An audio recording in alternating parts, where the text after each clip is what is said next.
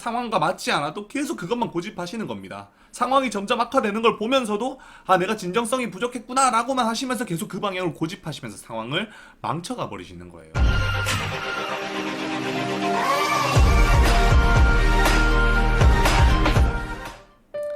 사랑합니다. 행복을 부르는 사인의 수석 디자이너 자초라고 합니다. 자, 오늘은 저번 시간에 예고했던 대로 골마서 터진 케이스는 어떤 방향으로 접근을 해야 되는가에 대한 말씀을 한번 드려보고자 합니다. 제가 왜 이 골마서 터진 케이스만 다루냐라는 생각들을 하실 수가 있습니다. 근데 그 이유는 간단합니다. 제가 일전에 유형을 분류를 했습니다. 대판 싸운 케이스와 골마서 터진 케이스. 근데 어떤 케이스에 있든 상관없이 대부분의 일반인들은 상대방에게 이별 요구를 받거나 이혼 요구를 받으면 하나의 방향을 택합니다. 울고 불고 매달리고 설득하고 해명하고 달라진 모습을 보여주고 이런 방향을 택했을 때 대판 싸워서 그냥 감정만 나빠진 케이스들은 해결이 됩니다. 뭐 해결이 좀 지지부진해가지고 저를 찾아오신다고 하더라도 정말 한두 마디의 멘트 정도 아니면 짧은 기간 동안에 해결이 충분히 일어날 수가 있어요. 그래서 이런 부분들, 그러니까 대판 싸움 케이스들 같은 경우에는 많은 일반인들이 제외에 실패할 수밖에 없는 이유에는 해당되지 않습니다. 근데 골마서 터진 케이스들 같은 경우에는 우리가 흔히 생각할 수 있는 일반적인 방향으로 접근을 했을 경우에 100이면 95, 아니요, 99는 실패를 하신다고 보시면 되세요. 그러니까 이게 골마서 터진 케이스에 대한 유형 구분이 안 돼 있는 경우들이 일반인들이 한번 이별을 하면 재회 성공이 불가능한 이유에 해당이 될 수가 있는 거죠. 자, 그런 차원에서 골마서 터진 케이스들은 어떻게 접근을 해야 되는지에 대해서 제가 좀 힌트들을 드리면 여러분들이 그냥 일반적인 해결책으로 접근을 해가지고 상황을 더 망치는 경우들을 예방을 할 수가 있지 않겠습니까? 그런 차원에서 말씀을 드리는 거고요. 자, 골마서 터진 케이스들이 해결이 쉽지 않은 이유는 바로 지향점이라는 부분에 차이가 있다라고 제가 말씀을 드렸습니다. 지향점이라는 게 지금 현재의 결혼 생활은 자신에게 불행함을 준다. 그래서 나는 행복하게 살고 싶다. 근데 행복하게 살기 위해서 현재 결혼 생활에 몸을 담고 있어봤자 이 사람과의 삶은 지난 시간 동안 살아왔던 삶이 그러하였듯이 나를 계속해서 불행하게만 만들 것이다. 한 번 사는 인생 나는 행복하게 살고 싶다. 그렇기 때문에 나는 새로운 삶을 꾸려서 행복을 다시 쟁취하고 싶다. 이런 마음들을 가지고 있을 거란 말이에요. 그렇기 때문에 이 지향점을 내려놓게 만들기 전까지는 감정 회복 자체가 불가능한 상태다라고 생각을 하셔야 됩니다. 그러니까 감정 회복이라고 말할 것 같으면 상대방의 마음을 직접적으로 능동적으로 다독여주는 행위들이 효력을 발휘하지 못한다라는 걸 의미를 한다라는 거예요. 그 이유가 전에도 말씀드렸죠. 내가 노력을 하는 것들, 상대방의 마음을 다독이기 위해서 사죄를 구하고 뭐 달라진 모습을 보여주고 상대방에게 잘해주고 하는 이런 액션들이 내 입장에서는 바람직한 노력이에요. 왜냐면 내가 원하는 목표를 향해서 가는 과정이니까. 근데 이거는 나만 원하는 목표라고 했습니다. 상대방에게는 지향점이 다르다라고 했어요. 그리고 내가 원하는 목표는 상대방에게는 지향점이라고 말씀을 드렸습니다. 그 말은 나는 내가 바람직한 노력들을 하는데 감정 회복을 하기 위해서 상대방은 그 감정 회복을 하기 위한 노력 자체가 자신이 원하지 않는 목표를 향하는 동력원들이고 에너지들이기 때문에 거부감이 생기고 경계심이 생기고 혐오감이 생겨버리게 될 수밖에는 없는 거죠. 그래서 나는 상대방에게 잘해준다고 막 노력을 하는데 그게 상대방을 더욱더 불쾌하게 만들고 혐오스럽게 만드는 쪽으로 움직여버리게 되어서 다들 나는 이렇게 막 손을 쓰고 있는데 상황이 내가 원하는 대로 풀어지지 않고 더 악화되니까 당혹스러워가지고 자꾸 이제 그때부터 전문가들을 찾게 되는 상황들이 벌어지는 겁니다. 상대방이 나에게 이혼을 요구하고 이별을 요구한다고 그거를 그냥 단순히 감정 문제다 라고만 접근을 해서 감정을 회복하기 위해서 뭐 내 진정성을 보여주는 그런 노력부터 하고 보는 게 안 된다라는 거예요. 그런 감정을 회복하기 위한 노력들을 분명히 하기는 해야 됩니다. 하지만 첫 번째 단계가 아니라 두 번째 단계. 그러면 첫 번째 단계는 무엇이 돼야 되느냐? 바로 이 지향점을 무너뜨리는 작업부터 하셔야 된다는 거죠. 자, 그러면 이 지향점을 무너뜨리기 위해서는 무엇부터 찾아야 되냐면 상대방을 그 지향점으로 향하게 만드는 동력원부터 찾아야 됩니다. 자, 그럼 그 동력원이 무엇이 될 것이냐를 보면 세 가지 들 수 있습니다. 먼저 하나는 나와 별개의 영역에서 삶을 꾸리고자 하는 이탈 욕구. 그러니까 나의 영향력으로부터 벗어나고자 하는 이 이탈 욕구라는 부분이 있을 거고요. 그리고 또 하나는 그 이탈 욕구를 실현하기 위해서 현실적인 답을 찾아야겠죠. 방안을 찾아야 되지 않겠습니까? 그 현실적인 방안이 이혼이에요. 그러면 그 이혼이라는 목표를 달성하기 위해서는 여러 가지 단계들이 필요하고 계획이 필요하고 추진이 필요하겠죠. 그 계획들을 추진하고 계획하려고 하는 이 의지라는 부분이 있을 텐데 이걸 바로 이제 이혼 추진 의지라고 합니다. 두 번째 동력이에요. 그리고 마지막 세 번째는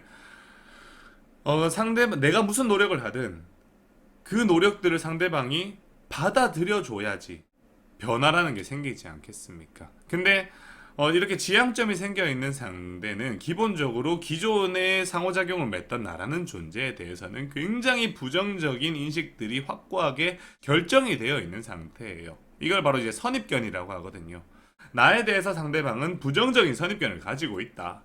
이 부정적인 선입견으로 인해서 이 사람과는 어차피 이 사람은 변하지 않을 거고 이 사람은 앞으로도 과거에 보여줬던 나를 불행하게 만드는 그런 모습들을 보여줄 수밖에 없을 거야 라는 강한 믿음으로 인해서 내가 새롭게 전달하는 그런 정보들을 전혀 받아들이지 않고 색안경을 끼고 모두 필터링하고 차단하려는 성향을 가지게 된다는 거죠. 이게 바로 부정적인 선입견이라는 부분이에요. 세 번째 부분인 거죠. 다시 정리하면 이탈 욕구, 그리고 이혼 추진 의지, 그리고 부정적인 선입견, 이 세 가지 동력으로 인해서 나로부터 멀어지려는 마음이 생기는 것이다 라고 생각을 해주시면 되는 겁니다. 이것들을 어떻게 무너뜨려 갈 것인가 라는 부분에서 먼저 얘기를 해야 돼요. 이 부분에 대해서는 물론 이제 구체적으로 어떻게 실제로 그걸 실현할 것인가는 상황에 맞춰서 상대에 맞춰서 상대가 하는 말과 행동에 맞춰가지고 일일이 대응 방향을 디테일하게 결정해야 되는 부분이기 때문에 제가 여기에 대해서는 함부로 이렇게 하면 된다 저렇게 하면 된다라고 말씀드릴 수가 없어요. 저도 상황을 일일이 보고 거기에 맞춰가지고 한 스텝씩 한 스텝씩 대응 방향을 정해드릴 수 있는 것까지만 제가 할 수 있는 역량이고요. 제가 지금 이 자리에서 드릴 수 있는 말씀은 기본적인 원리 정도 되는 부분에 대한 개념을 좀 정리를 해드리고자 합니다. 자, 그런 차원에서 첫 번째, 이탈 욕구라는 부분이 있어요. 이탈 욕구는 욕구의 한 범주이기 때문에 욕구가 가지는 기본 속성을 따를 수밖에 없습니다. 그런 차원에서 욕구가 가지는 기본 속성이란 무엇이냐? 바로 이거죠. 욕구는 충족되고 해소되면 줄어들고 가로막히면 커진다. 이거는 간단하게 생각해도 이해하기가 쉬울 거예요. 우리가 만약에 식욕이 생겼다 칩시다. 그러면 배가 너무 고프고 맛있는 음식이 먹고 싶어요. 그러면 그 맛있는 음식을 먹으면 어떻습니까? 충분히 먹으면 더는 먹고 싶지 않죠. 오히려 그 음식들을 멀리하고 싶은 마음이 생기지 않습니까? 근데 내가 그 맛있는 음식을 먹고 싶은데 그 음식을 누군가가 가로막는다 라고 생각을 하면 어때요? 더 그 음식에 대한 갈망이 커져갈 수밖에 없겠죠. 바로 그 포인트입니다. 그러니까 상대방이 나와 분리된 삶을 살고 싶은, 나의 영향력으로부터 벗어나고 싶은 욕구들을 발현하기 위해서 다양한 방식으로 나를 외면하거나 어쨌든 가출을 하거나 나를 압박을 하거나 하여튼 다양한 방면으로 나와 거리를 두려고 노력들을 할 거거든요. 이혼위기 상황이 이렇게 발생을 하면요. 자, 그런 상황에서 그것들을 가로막고 매달리고 붙잡는 방향으로 욕구를 차단하는 게 아니라 어느 정도 수준까지는 영리하게 그 욕구들을 해소시켜 줄 수 있는 환경을 만들어주면 됩니다. 좀 풀어주는 거죠. 근데 구체적으로 어느 정도까지 풀어줄까라는 부분은 전문가가 정확하게 그 상황에 들어가서 조율을 해야 되는 영역이기 때문에 디테일한 부분들을 설명드리기는 어려울 것 같고요. 어쨌든 욕구는 풀어줘야 된다라는 부분 기억해 주시고요. 그 다음으로 넘어가서 이혼 추진 의지라는 부분이 있습니다.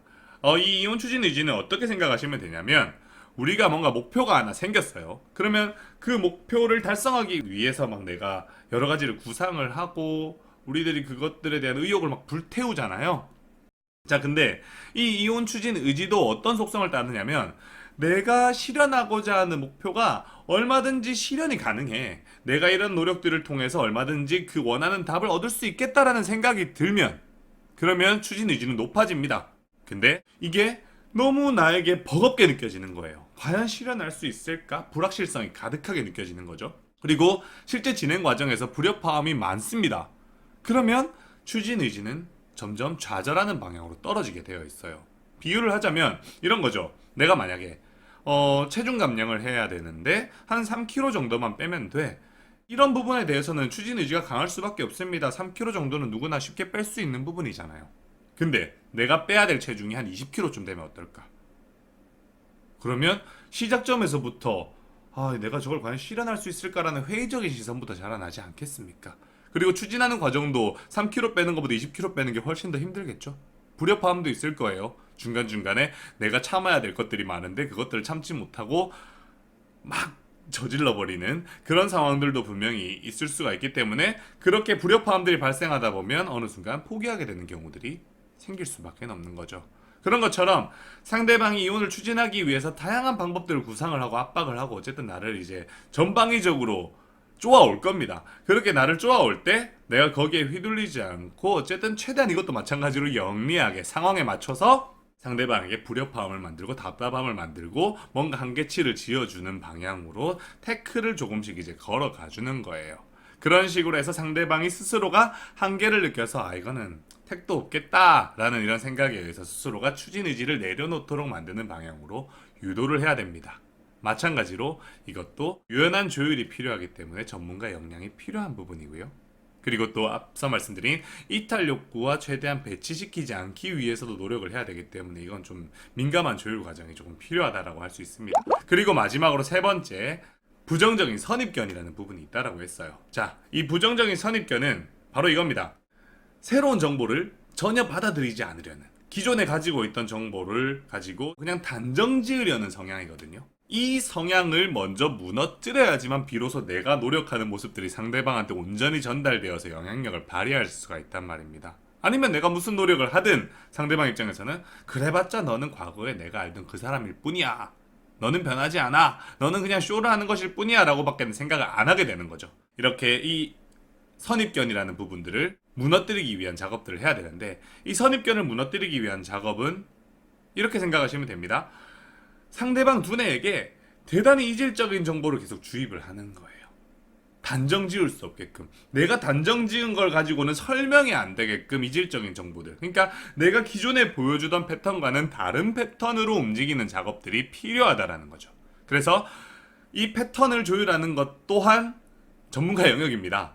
전문가 영역이 꽤 많아요. 그러니까 개인이 이렇게 쉽게 할 수 있는 부분들이 아니에요. 지금까지 보여주던 모습과는 다른 이질적인 모습을 보여줘야 되는데 그러면서도 거기에 대해서 뭔가 경계심이나 거부감을 최대한 느끼지 않도록 그걸 또 매니지먼트하는 작업들이 필요하기 때문에 어쨌든 내가 이질된 정보를 자꾸 이렇게 보여주고 나의 심경을 노출하는 부분들을 최대한 이렇게 차단해 가다 보면 상대방은 지금 단정 지은 걸로는 상황 설명이 안 되기 때문에 이 상황이 어떤 상황인지에 대한 파악을 하기 위한 성향이 생겨나기 시작을 합니다. 저 사람은 왜 저러는 거지? 무슨 생각하는 거지? 등과 같이요. 그런 생각이 떠오르면서부터 뭐가 시작되냐면 바로 관찰이 시작됩니다. 관찰이 시작되면 어떻습니까? 우린 단정 짓지 않죠. 무엇을 관찰할 때요. 단정 짓는 게 아니라 저 사람이 무엇을 하는지 잘 지켜보고 거기에 대한 의미를 해석하려고 하지 않습니까? 이런 성향이 불러일으켜지게끔 유도를 하는 게 선입견을 무너뜨리는 과정이에요. 이탈 욕구를 해소시키고 이혼 추진 의지를 꺾고 선입견을 무너뜨리는 이런 세 가지 작업을 잘 버무려서 진행을 하면 상대방은 그 과정에 따라서 지향점이 무너지게 되면서 나는 도대체 무엇을 선택해야 될까? 무엇이 맞는 걸까라고 스스로가 방향을 잃고 혼란스러워지는 상태에 돌입하게 되고요. 그때부터는 내가 상대방에게 지금까지는 달라진 모습, 과거에 보여주지 못했던 발전적인 미래 비전들 이런 것들을 보여주는 특히나 이제 상대방의 니즈에 충족되는 그런 모습들을 하나하나 노출시키는 작업들을 통해서 비로소 상대방에게 하나의 선택지로 들어가는 작업들이 가능하다라는 겁니다. 근데 이거를 처음부터 이렇게 시작을 해버리면 그냥 상대방 입장에서는 너무나도 혐오스럽고 부담스럽고 거북스러운 존재로 그냥 자리매김하는 것밖에는 안 된다라는 거예요. 이게 근데 일반인들이 받아들이기가 되게 어려운 부분이에요. 왜냐면 상대방이 나에 대한 감정이 무너졌으니까 일단 이거를 다독여주고 케어해야 된다라는 생각밖에는 못하세요. 일반인들은요. 그러다 보니까 상황과 맞지 않아도 계속 그것만 고집하시는 겁니다. 상황이 점점 악화되는 걸 보면서도 아 내가 진정성이 부족했구나 라고만 하시면서 계속 그 방향을 고집하시면서 상황을 망쳐가 버리시는 거예요. 그러니까 답을 찾을 수가 있습니까? 답을 찾기 위해서는 과감한 선택도 필요하단 말이에요. 냉철한 판단과 과감한 선택이 필요하단 말입니다. 그런 입장에서 감정 회복하는 거는 나중에 해도 된다는 거예요. 처음부터 감정을 회복하면 감정을 회복할 기회조차도 없는 상태에서 억지를 부리는 것밖에 안 되는 거고, 감정이 조금 더 무너지더라도 이 지향점을 어떻게든 무너뜨리고 나면 상대방에게 비로소 나라는 사람이 선택지로 들어갈 수 있는 기회가 생기기 때문에 그때부터는 상대방에게 미래를 함께할 존재로서의 하나의 선택지로 들어가고 거기에서 감정을 다시 회복해 갈 수 있는 기회 자체가 생긴다라는 거죠. 그러니까 당장 눈앞에 내가 이 사람의 감정을 더 나쁘게 하지 말아야지 요 생각만 해서는 답을 찾을 수 없다는 사실을 인지하실 필요가 있고, 그런 차원에서 방금 말씀드린 이 지향점을 무너뜨려야 된다는 부분은 꼭 기억을 해주시고 가주시면 좋을 것 같습니다. 물론 디테일하게 내가 그런 것들을 무너뜨리기 위해서는 무엇을 해야 되느냐는 상황에 맞춰서 진행해야 되는 부분이다. 저도 모른다. 개인의 캐릭터를 제가 파악하는 시간이 필요하고, 파악한 다음에 벌어지는 상황을 하나하나 확인할 시간들이 필요하다라는 거예요. 그리고 그에 맞춰가지고 한 스텝씩 한 스텝씩 대응을 잡아드리는 것밖에는 제가 할 수 없습니다. 어쨌든 원리는 그러하다. 그래서 제가 방금 드린 말씀들이 방향을 잡는 데 도움이 되셨을 거라고 생각을 하고요. 또 다음 시간에도 가족님에게 필요한 내용으로 찾아뵙도록 하겠습니다. 그리고 구독과 좋아요는 사랑이에요.